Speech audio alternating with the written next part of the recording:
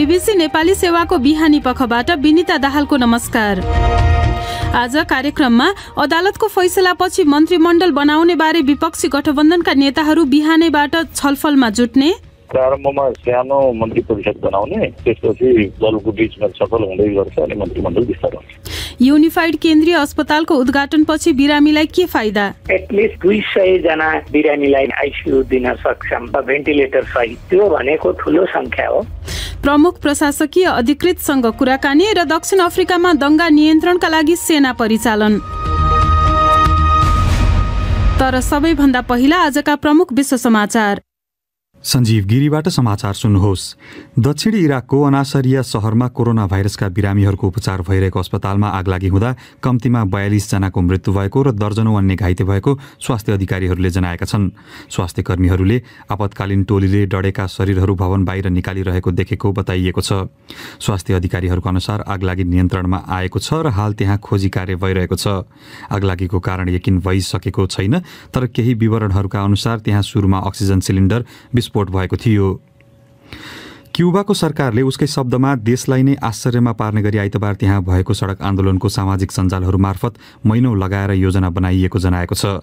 विदेश मन्त्री ब्रुनो रोड्रिगेजले विपक्षी खेमालाई त्यसैका लागि अमेरिकाले लाखौं डलर उपलब्ध गराएको आरोप लगाएका छन्। कम्युनिस्ट शासन रहेको क्युबाका विभिन्न शहरहरूमा प्रजातन्त्र र कोरोना भाइरसबाट सर्वसाधारणलाई जोगाउन खोपको माग गर्दै हजारौं सडकमा उत्रिएका थिए। त्यस्ता अधिकांश प्रदर्शनलाई फेसबुकमा प्रत्यक्ष प्रसारण गरिएको थियो। हाल सरकारले त्यहाँ इन्टरनेट अवरुद्ध पारेको छ र प्रमुख सामाजिक सञ्जालमा पहुँच स्थापित हुन नसक्ने बनाएको छ। तपाई बीबीसी नेपाली सेवा सुनिरहनु भएको छ। फ्रान्समा कोरोना भाइरस विरुद्ध खोप नलगाउने स्वास्थ्य सेवामा कार्यरत कर्मचारीहरूले काम गर्न नपाउने र उनीहरूलाई पारिश्रमिक नदिइने स्वास्थ्य मन्त्री ओलिभ भिराले चेतावनी दिएका छन्। राष्ट्रपति एमानुएल माक्रोले सेप्टेम्बर 15 तारिकभित्र खोप लगाइसक्नुपर्ने र त्यसो नगरे पारिश्रमिक र अन्य विषयहरूमा समेत रोक लगाउन सकिने घोषणा गरे लगत्तै उनले फ्रेन्च टेलिभिजनसँग कुरा गर्दै त्यस्तो बताएका हुन्। खोप सबैका लागि अनिवार्य बनाउने सोचेको भए पनि मानिसहरूले आफ्नो कर्तव्य पूरा गर्नेछन् भन्ने आफूलाई लागेको भिराले बताएका छन्। गत हप्ता हेटीमा राष्ट्रपति जोवेनल मोइजको हत्या गरिएसँगै त्यहाँ आफ्ना सेना पठाउने नपठाउने विषय आफूहरूले अझै विचार गरिरहेको अमेरिकाले जनाएको छ। केही दिनअघि अमेरिका र संयुक्त राष्ट्रसङ्घलाई त्यहाँ सेना पठाउनका लागि प्रधानमन्त्री क्लोड जोजेफले आग्रह गरेका थिए। अमेरिकी राष्ट्रपति जो बाइडेनले हेटी पठाएको एक प्रतिनिधि मण्डलले आइतबार त्यहाँको राजनीतिक एकताबारे चिन्ता व्यक्त गरेको थियो। र दक्षिण अफ्रिकाका राष्ट्रपति सिरिल रामापोसाले हिंसाबाट टाढा रहन र देशलाई अस्थिर बनाउन चाहनेहरू विरुद्ध दृढ रूपमा उभिन सर्वसाधारणहरूलाई आग्रह गरेका छन्। पूर्व राष्ट्रपति जेकब जुमा जेल परेसँगै क्वाजुलु नटाल राज्य र जोहानेसबर्गमा कैयौं दिनदेखि हिंसात्मक प्रदर्शन भइरहेका छन्। ती क्षेत्रमा कैयौं पसलहरू लुटिएको बताइएको छ। एउटा टेलिभिजन सम्बोधनका क्रममा रामापोसाले दक्षिण अफ्रिकामा सन् 1990 को दशक यता देखिएको अप्रिय हिंसाका रूपमा पछिल्लो घटनालाई व्याख्या गरेका थिए। सरकारले स्थिति नियन्त्रण गर्नका लागि सेना परिचालन गरेको छ भने झण्डै 500 जनालाई पक्राउ गरिएको बताइएको छ। यो बीबीसी नेपाली सेवा हो।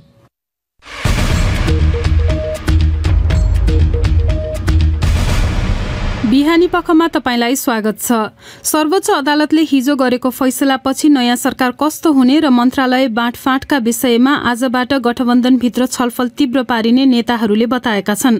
प्रधानमन्त्रीका रूपमा शेरबहादुर देउबाको नियुक्तिसँगै सुरुमा सानो मन्त्रीमण्डल गठन गर्ने र पछि त्यसलाई विस्तार गरिने उनीहरूको भनाइ छ। सुनौ नेत्र केसीको यो रिपोर्ट। सोमबार सर्वोच्च अदालतले राष्ट्रपति कार्यालयका नाममा परमादेश दिँदै आज साँझ 5 बजेसम्ममा शेरबहादुर देउबालाई प्रधानमन्त्री नियुक्त गर्न भनेको छ। त्यसै अनुसार आज देउबा प्रधानमन्त्रीको रूपमा नियुक्त हुने विश्वास रिट लिएर अदालत पुगेका दलका नेताहरूमा देखिन्छ। त्यसबारेमा राष्ट्रपति कार्यालय भने मौन नै देखिएको छ। अदालतको आदेश अनुसार राष्ट्रपतिले देउबालाई नियुक्त गरेमा सरकार निर्माणको प्रक्रिया पनि अगाडि बढ्नेछ, जसका लागि आज बिहानदेखि नै छलफललाई तीव्रता दिइने बताउँछन् गठबन्धनमा रहेका नेकपा माओवादी केन्द्रका प्रवक्ता नारायण काजी श्रेष्ठ। अब हामी चाहिँ यसको निम्ति बिहानबाट छलफल सुरुवात गर्छौं। मन्त्रीमण्डलको बारेमा, सरकारको प्रकृतिको बारेमा छलफल गर्छौं। गठबन्धनमा रहेका 5वटै दललाई सरकारमा सहभागी बनाउने नेताहरूको भनाइ छ। तर पार्टी विवादको समाधानमा लागेको नेकपा एमालेको माधव नेपाल समूह सहभागी हुने सम्भावना भने न्यून रहेको एमाले नेताहरूले बताएका छन्। जुन विषयलाई लिएर सुरुवातमा सानो आकारको मन्त्रीमण्डल बनाउने योजनामा देउबा रहेको बताइन्छ। देउबा निकट नेपाली कांग्रेसका नेता बालकृष्ण खाँड। प्रारम्भमा सानो मन्त्री परिषद बनाउने र त्यसले परिवार ग्रहण गरेर काम प्रारम्भ गर्छ। त्यसपछि दलको बिचमा चाहिँ नि सफल हुँदै गर्छ अनि मन्त्रीमण्डल विस्तार हुन्छ। सरकार बनाउँदै पनि गर्ने, कार्यक्रमहरू बनाउने, सहमति गरेर अगाडि पनि बढ्ने, त्यो खालको चाहिँ नि सहमति गर्छ। प्रधानमन्त्री सहित बढीमा 25 जनाको मन्त्री परिषद बनाउन मिल्ने संवैधानिक व्यवस्था छ। तर देउबा प्रधानमन्त्री नियुक्त भएपछि त्यसको 30 दिनभित्र प्रतिनिधि सभाबाट विश्वासको मत लिनुपर्ने भएकाले मन्त्री परिषदलाई पूर्णता दिन भने उक्त समय कुर्न पनि सक्ने ठानिएको छ। उनलाई प्रधानमन्त्री बनाउनका लागि हस्ताक्षर गरेका एमालेका सांसदले विश्वासको मत नदिएमा गठबन्धनका अन्य सांसदको संख्याले मात्रै बहुमत पुग्ने देखिन्न। नेत्र केसी, BBC, काठमाडौँ। सर्वोच्च अदालतको फैसला हिजो अपराह्न आए लगत्तै खास गरी अनलाइन रेडियो र टेलिभिजनमा यससँग सम्बन्धित विभिन्न कोणबाट समाचारहरू आए। फैसलाले व्याख्या गरेका विषयदेखि तिनले राख्ने अर्थ र अबको राजनीतिक र संवैधानिक बाटोबारे पनि उनीहरूले दलका नेता तथा विज्ञका विचारलाई स्थान दिएका छन्। त्यसबाहेक उक्त फैसला र त्यस यताका घटनाक्रमबारे आजका अखबारहरूले पनि समाचारलाई विशेष प्राथमिकता दिएको देखिन्छ। हामीले बिहान 7 बजेसम्म उपलब्ध भएका अखबारहरू र अनलाइनले कसरी स्थान दिएका छन् भनेर समीक्षा गरेका छौं। लगभग सबै पत्रिकाको अग्रपृष्ठ आज सर्वोच्च अदालतको फैसलाकै सेरोफेरोमा रहेर लेखिएका समाचारले भरिएका छन्। कान्तिपुर दैनिकले अग्रपृष्ठमा फैसला र यससँग सम्बन्धित विषय नै समेटेको छ भने भस्मासुर पथ रोक्ने ऐतिहासिक परमादेश शीर्षकमा विशेष सम्पादकीय लेखेको छ। नयाँ पत्रिका दैनिकले अग्रपृष्ठमै सनकमाथि विधिको जित शीर्षकमा विशेष सम्पादकीय लेखेको छ भने भित्री पृष्ठमा नेपालको पाको निर्णय शीर्षकमा अर्को सम्पादकीय लेखेको छ। साथै विचार पृष्ठ पनि केही लेख फैसला र राजनीतिक घटनाक्रमकै सेरोफेरोमा आएका छन्। अर्को राष्ट्रिय दैनिक नागरिकले पनि प्रतिनिधि सभा दोस्रो पटक पुनर्स्थापना शीर्षकमा ब्यानर हेडलाइन दिएर समाचार प्रकाशित गरेको छ भने त्यसमा फैसलाले प्रधानमन्त्री केपी शर्मा ओलीलाई पारेको असरलाई उपशीर्षकमा राखेको छ।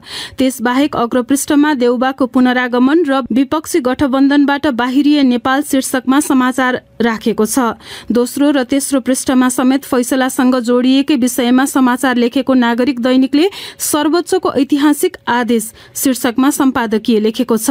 त्यस्तै गोरखापत्र दैनिकले ब्यानर हेडलाइनमा प्रतिनिधि सभा विघटन बदर शीर्षकमा समाचार राखेको छ भने सानो शीर्षकमा प्रधानमन्त्री नियुक्ति र शपथ आजै शीर्षकमा राष्ट्रपति कार्यालय स्रोतलाई उद्धृत गर्दै समाचार लेखेको छ। गोरखापत्रले स्थिर प्रतिनिधि सभा शीर्षक दिएर सम्पादकीय लेखेको छ। अंग्रेजी राष्ट्रिय दैनिक पत्रिका द काठमाडौँ पोस्टले पनि अग्रपृष्ठ सहित सम्पादकीयमा समेत यही विषयलाई प्राथमिकता दिएको छ। अखबारहरू बाहेक मुख्य जसो सबै अनलाइनहरूले पनि हिजो फैसला आए लगत्तै आफ्ना अग्रभागमा समाचार र विचारहरू यसैसँग सम्बन्धित भएर राखेका छन्। अनलाइन खबरले सर्वोच्चको फैसलाले दिएका 5 सन्देश शीर्षक बाहेक फैसलापछि प्रधानमन्त्री ओलीका समर्थकहरूले गरेको प्रदर्शनलाई समेत स्थान दिएको छ। त्यस्तै संवैधानिक कानूनका जानकारले स्पष्ट फैसला भनेर प्रशंसा गरेको हिजोको फैसलाको लेखन कुन न्यायाधीशले गरेका थिए भन्ने पक्षलाई पनि सेतोपाटी अनलाइनले न्यायाधीश ईश्वर खतिवड़ाले लेखेका हुन् ल्यान्डमार्क फैसलाको पूर्ण पाठ शीर्षक सहित स्थान दिएको छ। देश संसार दैनिकले दम्बलले निम्त्याएको ओली पतन शीर्षकमा टिप्पणी राखेको छ। रिटमा विपक्षी बनाइएका प्रधानमन्त्री वा राष्ट्रपति कार्यालयको प्रतिक्रिया भने अखबारहरूमा आएको देखिँदैन। सर्वोच्च अदालतको फैसलाबारे हामीले गरेका समाचारहरू पढ्न तपाईँ हाम्रो वेबसाइट bbcnepali.com मा जान सक्नुहुनेछ। अब अर्को विषय, कोभिड-19 युनिफाइड केन्द्रीय अस्पतालको हालै उद्घाटन गरिएको छ। कोभिड-19 संकट व्यवस्थापन अध्यादेशमा वीर अस्पताललाई केन्द्रीय अस्पतालका रूपमा राखेर देशभरका अस्पतालमा कोभिड बिरामीको उपचार गराउने उल्लेख भए अनुरूप यस्तो गरिएको सरकारी भनाइ छ। हामीले उक्त अस्पतालका प्रमुख प्रशासकीय अधिकृत डाक्टर जागेश्वर गौतमलाई सम्पर्क गरी अब यो अस्पतालको उद्घाटनपछि कोभिड संक्रमितको उपचारमा के फरक पर्छ भनेर सोधेका छौं। कोभिडको दोस्रो लहर आएको बेला नेपालमा बिरामीहरूलाई बेड पाउन गाह्रो भएको थियो। आइसियूहरू भेन्टिलेटरहरू पाउनु पनि अलि गाह्रो भएको थियो र कति आर्थिक अवस्था कमजोर भएका मान्छे पनि प्राइभेट अस्पतालको महँगो शुल्क तिर्न बाध्य भएका थिए। एटलिस्ट हामीले 200 जना बिरामीलाई हामी आइसियू दिन सक्छौं र भेन्टिलेटर सहित, त्यो भनेको ठूलो संख्या हो। पैसा नलाग्ने भएको हुनाले तिर्न सक्ने क्यापासिटीको कारणले उहाँहरूलाई फरक पर्ने छैन। यही नै फरक देखिएको छ नम्बर 1। दोस्रो कुरा, कोभिड सकिएपछि पनि काठमाडौँ बाहिरबाट अरू समस्याले गर्दा आइसियूमा भर्ना हुने बिरामीहरूको संख्या निकै उल्लेख्य छ र बिरामी पर्यो भने आइसियू चाहियो भने वीर अस्पताल जानुपर्छ भन्ने खालको मेसेज चाहिँ यसले दिन्छ। अरू बिरामी हुँदा पनि त्यस्ता बिरामीहरू रिफर गरेर यहाँ आउने भएर उपचार पाउने भयो, त्यसो भए निशुल्क रूपमा हो। कोभिड-19 युनिफाइड अस्पतालले काठमाडौँ भित्रको मात्रै बिरामीहरूको व्यवस्थापनमा समन्वय गरेको छैन, काठमाडौँ बाहिरका प्रादेशिक चाहिँ युनिफाइड प्रादेशिक अस्पतालहरूसँग पनि यसले समन्वय गर्छ। रिफरलको एउटा व्यवस्था मिलाउँछ, त्यहाँ कल सेन्टर रहनेछ कोभिड सकिएपछि पनि, र त्यहाँ चाहिँ कन्ट्रोल रुम पनि रहनेछ। त्यसलाई चाहिँ एम्बुलेन्ससँग टाइअप गरिनेछ। यहाँले यो कुरा गर्दै गर्दा हामी कहाँ जहिले पनि साधन स्रोत भए पनि जनशक्तिको व्यवस्थापन चाहिँ निकै ठुलो चुनौती मानिन्छ। जनशक्ति छ त त्यसो भए यो सबै व्यवस्थापन गर्न, प्रदेशदेखि यहाँको यो केन्द्रीय अस्पतालसम्म व्यवस्थापन गर्न यथेष्ट जनशक्ति छ। हालै मात्र नेपाल सरकारले कोभिड-19 युनिफाइड केन्द्रीय अस्पताल वीर अस्पतालमा अहिले 687 वटा दरबन्दी छन् नेपाल सरकारका। हालै मात्रै 831 थपेको छ। स्टाफ नर्सहरू 165 जना वीर अस्पतालमा सरकारी स्टाफ नर्स थिए भने अब बढाएर 700 पुर्याइएको छ र यो चाहिँ स्वास्थ्य क्षेत्रमा ठुलो रिभोल्युसन हो। 9-10औं तहका चाहिँ कामकाजी डाक्टरहरूको दरबन्दी 100 भन्दा बढी बनाइएको छ। त्यसो भएर यो कुरा देखिने गरी जनशक्तिको व्यवस्थापन नेपाल सरकारले गरेको छ। लोकसेवाले सेलेक्ट गरेर हामी कहाँ नपठाउन्जेलसम्मका लागि कन्ट्र्याक्टमा लिएर चलाउँछौँ। अहिले त अब कोभिडका कुराले गर्दा केन्द्रीय अस्पताल भनेर भनियो, वीर अस्पताललाई पहिलेदेखि नै केन्द्रीय अस्पताल बनाउने भनेर भक्तपुरको दुवाकोटमा त्यत्रो जग्गा पनि लिएको थियो। त्यो रूपमै संरचना पनि बनाउने कुरातिर पनि अब अगाडि बढ्ने हो कि यतिमै रोकिने हो? अब अहिलेको चाहिँ प्लान चाहिँ के छ भने आजको दिनमा चिकित्सा विज्ञान राष्ट्रिय प्रतिष्ठानले शैक्षिक गतिविधि गर्ने, युनिफाइड कोभिड सेन्ट्रल हस्पिटल वीर हस्पिटलले महाबौद्धमा भएको 1000 क्यापासिटीको अस्पताल सञ्चालन गर्ने, स्वास्थ्य तथा जनसङ्ख्या मन्त्रालयले एउटा प्रोजेक्ट अफिस निर्माण गरेर अहिले दरबन्दी स्वीकृतिको क्रममा रहेको छ। आउने 1 हप्ताभित्रै प्रोजेक्ट अफिस इस्टाब्लिस हुन्छ। त्यसले चाहिँ भक्तपुरको दुवाकोटमा 1500 बेड क्यापासिटीको अस्पताल बनाउँछ। त्यसो भएर भिन्न भिन्दै तरिकाले यो काम चाहिँ अगाडि बढाइएको छ र यसले प्रायोरिटी पाएको छ र दुवाकोटमा पनि मलाई आशा छ आउने 3-4 वर्षमा एउटा सुविधा सम्पन्न अस्पताल तयार हुनेछ। उनी थिए कोभिड-19 युनिफाइड केन्द्रीय अस्पतालका प्रमुख प्रशासकीय अधिकृत डाक्टर जागेश्वर गौतम। साथी नेत्र केसीसँग कुरा गर्दै तपाईँ बीबीसी नेपाली सेवाको बिहानी पख सुनिरहनु भएको छ। अब अन्तिममा एउटा देश बाहिरको खबर। दक्षिण अफ्रिकाका राष्ट्रपति सिरिल रामापोसाले आम नागरिकलाई उनकै शब्दमा हिंसा विरुद्ध उभिन आह्वान गरेका छन्। पूर्व राष्ट्रपति जेकब जुमा जेल परेसँगै त्यहाँ हिंसात्मक प्रदर्शनहरू भइरहेका छन्। बीबीसी विवरणहरूमा आधारित रिपोर्ट सुनौ सञ्जीव गिरीबाट। गत हप्ता जुमाले प्रहरी समक्ष आत्मसमर्पण गरेसँगै कम्तीमा 6 जनाको मृत्यु भएको छ भने झण्डै 500 जना पक्राउ परेका छन्। पसलहरू लुटिएका छन् र भवनहरूमा आगजनी गरिएको छ। ख्वाटेयाङ राज्य र जुमाको गृह राज्य क्वाजुलु नटालमा सुरक्षा फौज परिचालन गरिएको छ। भ्रष्टाचार सम्बन्धी एउटा अदालती सुनवाईमा उपस्थित नभएका कारण उनलाई अदालतको अपहेलनामा दोषी ठहराइएको थियो। भ्रष्टाचारको आरोप अस्वीकार गर्दै आएका 79 वर्षका जुमालाई 15 महिनाको जेल सजाय सुनाइएको थियो। संवैधानिक अदालतले आफ्नो सजाय फिर्ता लिने वा कम गरिदिने उनले अपेक्षा गरिरहेका छन्, तर त्यस्तो हुने सम्भावना भने कम रहेको कानूनका ज्ञाताहरूले बताइरहेका छन्। बीबीसी विवरणहरूमा आधारित उक्त रिपोर्ट प्रस्तुत गर्दै थिए साथी सञ्जीव गिरी।